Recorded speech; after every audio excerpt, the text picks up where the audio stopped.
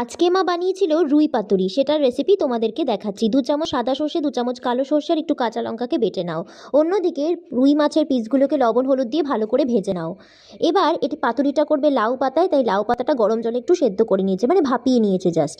এইবার এই যে সর্ষে বাটার যে মশলাটা, এটার মধ্যে একটু হলুদ গুঁড়ো, লঙ্কার গুঁড়ো, জিরে গুঁড়ো, ধনিয়া গুঁড়ো, লবণ, একটু টক দই আর একটু সর্ষের তেল দিয়ে ভালো করে মিক্স করে নাও। তোমরা চাইলে লাউ পাতার বদলে কলা পাতাতেও করতে পারো, সেক্ষেত্রে কলা পাতাগুলোকে ছোট ছোট টুকরো করে কেটে সেম প্রসেসে তোমরা করতে পারো।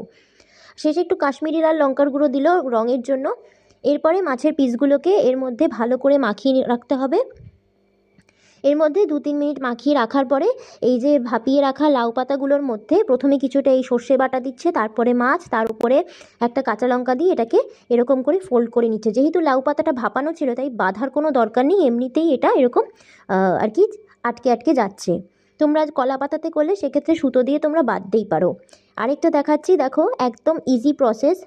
একটা পাতার মধ্যে এই মশলা, মাছ আর একটুখানি কাঁচা লঙ্কা দিয়ে ভালো করে ফোল্ড করে এবার কড়াইয়ে সর্ষের তেল দিয়ে এগুলোকে উল্টে পাল্টে একটু ভেজে নিতে হবে। প্রথমে একটা পাশ 5 মিনিটের মতো একটুখানি মিডিয়াম আঁচে রেখে দেবে, মিডিয়ামে ভাজবে, তারপরে পরের পাশটাও এরকম 5 মিনিটের মতো মিডিয়ামে ভাজবে, তাহলেই কিন্তু পাতুরিগুলো তৈরি হয়ে যায়।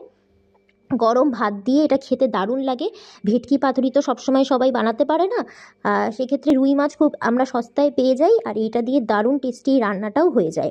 তো কীরকম লাগলো আজকের রেসিপিটা? যদি ভালো লেগে থাকে আমার চ্যানেলটা সাবস্ক্রাইব করে দিও। আমার চ্যানেলে অনেক সুন্দর সুন্দর রেসিপি আসে, সেগুলো দেখার জন্য আমার চ্যানেলটিকে সাবস্ক্রাইব করে দিও। টাটা।